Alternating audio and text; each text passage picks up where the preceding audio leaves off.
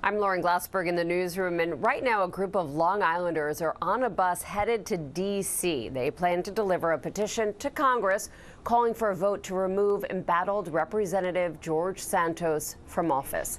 Santos, of course, under scrutiny for a web of lies, including claiming that he had a family connection to the September 11th attacks.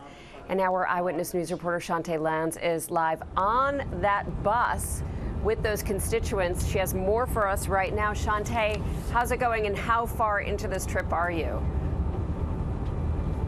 Well, we took off at about 7 a.m. It's about at least 50 constituents on the bus now.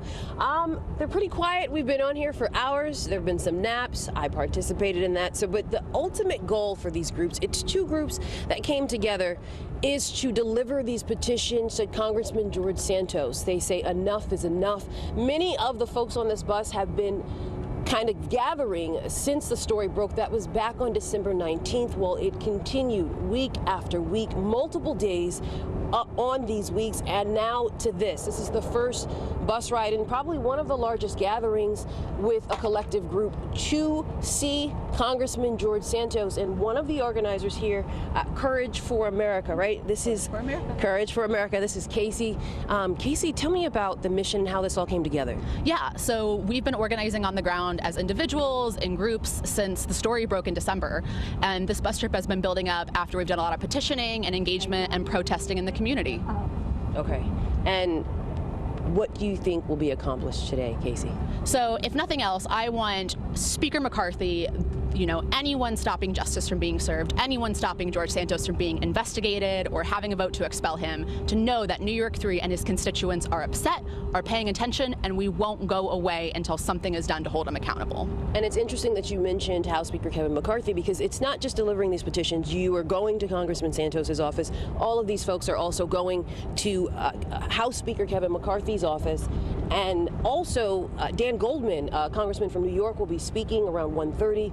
Richie Torres, I think we're hearing he may be attending too. So it took a lot of back work to get this together. Yes, it did. And it's been volunteers helping with the process, organizers, Courage for America, concerned citizens of New York 3, all hands were on deck to put this together, and we're super excited.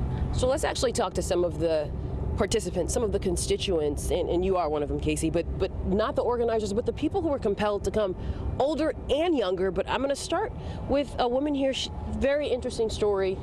She's a Queens constituent. Yes. I don't want to pronounce your name wrong. Taiba. Yes. Tell me your journey and how you made it to this bus. Well, I'm an educator.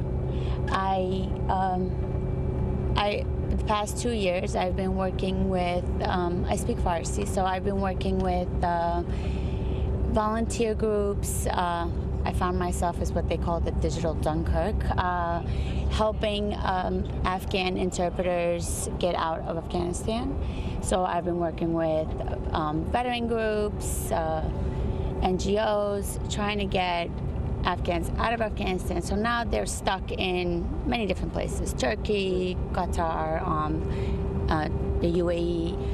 But in order for us to get their paperwork processed and get our veterans in touch with, their interpreters in these countries now, we need our members of Congress to make those connections. And we had success in the past with Tom Suozzi. I've worked with, Republican members in the past, but right now I do not have a reliable member of Congress to do that, and we have cases. I need my congressman to lobby for me to help get the Afghan Adjustment Act passed, because that is something that we were working for in the past. I've worked on it, lobbied for it, and we need that to continue in the new House. But in order to get that passed in the House, I need my congressman to be my voice in Congress and say my constituents want this passed. I'm sorry, I was going to say this hits close to home for you because you yourself, you said you were a refugee. Yes, my family, we were Afghan refugees in 1989. We came here. I was raised here. I was 5 years old, so I don't really remember much. But you know that this hits home. Like, I came here. I want to help as many people as I can. So this hits home. I want to be able to help as many people as I can. So I need a member of Congress that represents me, that represents my neighbors, to help us have a voice in Congress. And right now, we do not have one. What's your message to Congressman George Santos? Please resign so we could have someone that represents us. Because right now, he does not. Thank you for sharing your story, Tahima. I'm going to take a step forward to these two students. These are high school students, by the way, 17 years old, juniors at Farmingdale High School, is that right? Seniors, excuse me. And Kylie, Brendan, right? Friends. Brendan, tell me how you ended up on this bus. Yeah, so back in June, I started working with the Nassau County Young Democrats, and I kind of heard about the George Santos situation in mid-December, and when this whole bus ride down to serve these positions to him took off, I decided that I really wanted to be a part of it, and I wanted to take action to get him, to get Kevin McCarthy to hold a vote to expel him from Congress or to get him to resign from Congress. And Kylie, tell me how you ended up joining Brendan here. Well, I have been seeing things on social media about George Santos and obviously recognizing that that's, not an example that should be set and that this was wrong. And when Brendan told me about the trip, I was very open and motivated to help change. And I asked you earlier what your message would be to Congressman Santos if you saw him, and I thought it was very poignant. Would you mind sharing that again? If I were to speak to George Santos, I would just want to know what in his mind thought that it was okay to set this type of example for the younger generation and to show us that lying your way to the position that he's at is okay. Because I just don't understand it. Parties aside, morally it's not correct and just wrong. Brendan, what would you say to him? I too would ask him, how dare you? It's truly a stain on the House of Representatives. It's a stain on Congress. The American democracy relies on trust of the constituents, of the people who are representing them. If the constituents cannot trust and do not know who's representing them in Congress, what did we vote for? What was the purpose? It's truly a stain on the House of Representatives, and I ask them, how dare you do that? Thank you guys for sharing your story. Some of not even old enough to vote yet on this bus, which is actually kind of impressive. Again, at least 50 people on this bus. It looks mostly full, and we will continue to ride on. You're fine.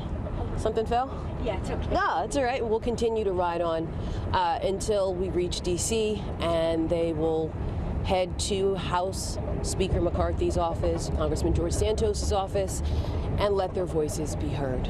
For now, reporting live somewhere possibly in Maryland, Chantee Lans, Channel 7 Eyewitness News. Chantee, I know you probably want to sit down because you're on a rocky bus, but I did want to ask you, we're hearing from Tahima. She has really personal reasons for wanting the congressman to resign, and also young Kylie, who, as you said, is not old enough to vote.